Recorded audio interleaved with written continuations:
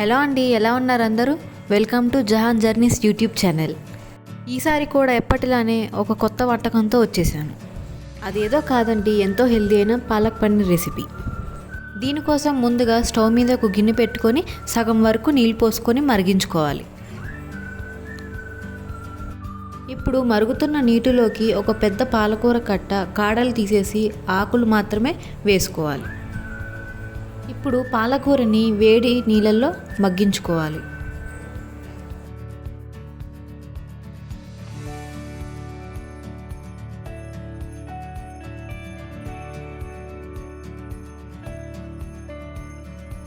పాలకూర బాగా మగ్గినప్పుడు ఇలా రంగు మారుతుంది. ఇప్పుడు పాలకూరని తీసి చల్లనీటిలో వేసుకోవాలి. ఇలా చేయటం వల్ల పాలకూర రంగు మారకుండా మంచి డార్క్ గ్రీన్ కలర్లో ఉంటుంది.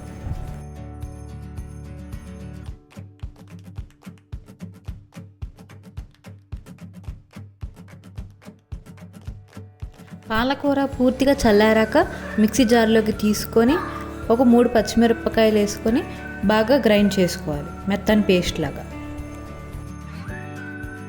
ఇప్పుడు స్టవ్ మీద కడాయి పెట్టుకొని అందులోకి 2 స్పూన్స్ ఆయిల్ వేసుకోవాలి.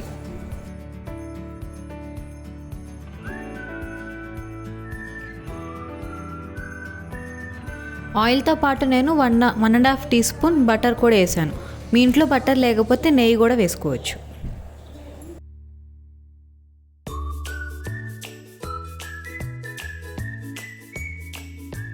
ఇప్పుడు ఆయిల్ బాగా మరిగాక అందులోకి ఒక 1 టీ స్పూన్ జీలకర్ర వేసుకోవాలి.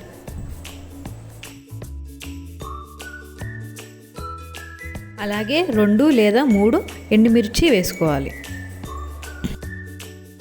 ఇప్పుడు 10 లేదా 12 వెల్లుల్లి రెబ్బలు సన్నగా తరుక్కొని ఆయిల్లోకి వేసుకోవాలి.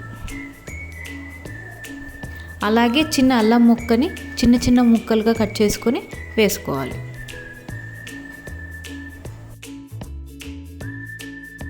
ఇప్పుడు ఈ అల్లం వెల్లుల్లి ముక్కలు లైట్గా ఫ్రై అయ్యేలాగా కలుపుకోవాలి. ఇప్పుడు ఈ ముక్కలు ఫ్రై అయ్యాక ఒక చిన్న సైజు ఉల్లిపాయ ముక్కలుగా కట్ చేసుకొని వేసుకోవాలి.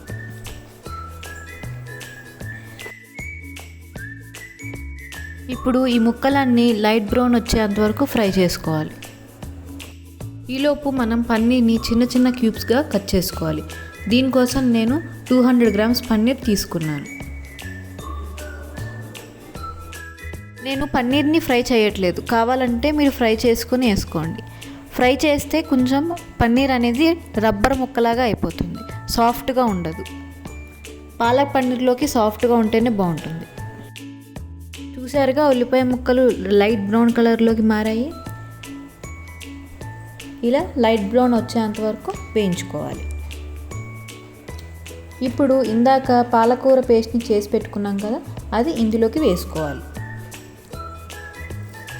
వేసుకున్నాక ఒకసారి బాగా కలుపుకోవాలి. అలా 2 మినిట్స్ వరకు హై ఫ్లేమ్ మీద బాగా కలుపుకోవాలి. ఇప్పుడు పాలకూర పేస్ట్ చేసుకున్న జార్లోకి కొంచెం వాటర్ పోసుకొని క్లీన్ చేసుకొని ఇందులోకి వేసుకోవాలి. ఇప్పుడు అంతా ఒకసారి బాగా కలిసేలాగా కలుపుకోవాలి.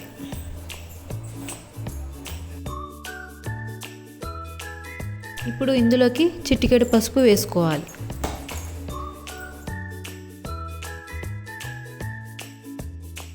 ఇప్పుడు నేను 1.5 టీ స్పూన్ సాల్ట్ వేస్తున్నాను. సాల్ట్ అనేది చాలా తక్కువ పడుతుంది పాలక్ పన్నీర్లో. జనరల్గా పాలకూరలో కొంచెం ఉప్పు ఉంటుంది, కాబట్టి ఇందులో కొంచెం ఉప్పు తగ్గించుకొని వేసుకోండి. ఇప్పుడు ఇందాక మనం క్యూబ్స్గా కట్ చేసుకున్న పన్నీర్ని ఇందులోకి వేసుకోండి.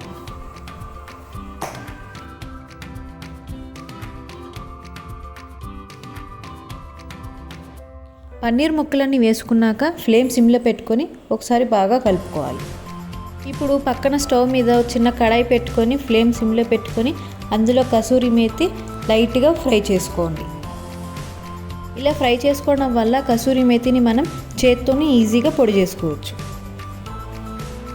ఇప్పుడు నేను చూపించిన విధంగా కసూరి మేతిని ఇలా అరచేతిలో వేసుకొని బాగా నలుపుకోవాలి. ఇప్పుడు ఆ పౌడర్ని కూరలోకి వేసుకోవాలి.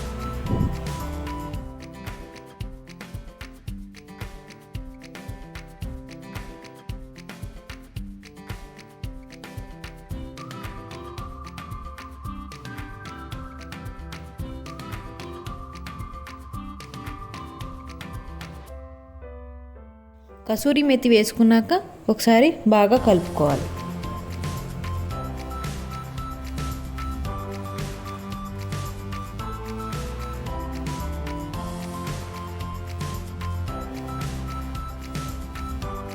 ఇప్పుడు ఇందులోకి 1 టీ స్పూన్ జీలకర్ర ధనియాల పొడి వేసుకోవాలి.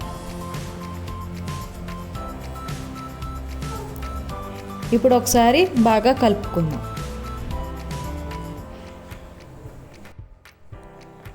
ఇప్పుడు అంతా బాగా కలిసాక ఫైనల్గా ఒక 1 టీ స్పూన్ బటర్ వేసుకొని మూత పెట్టుకోవాలి. ఇప్పుడు 10 మినిట్స్ ఫ్లేమ్ సిమ్లో పెట్టుకొని పన్నీర్ బాగా ఉడికించుకోవాలి.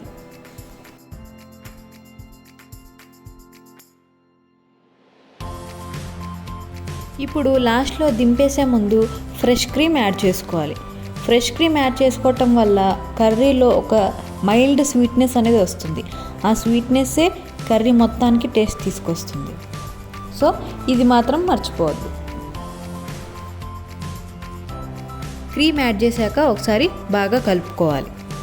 అలా 2 మినిట్స్ అయ్యాక స్టవ్ ఆఫ్ చేసుకుంటే పాలక్ పన్నీర్ రెడీ అవుతుంది.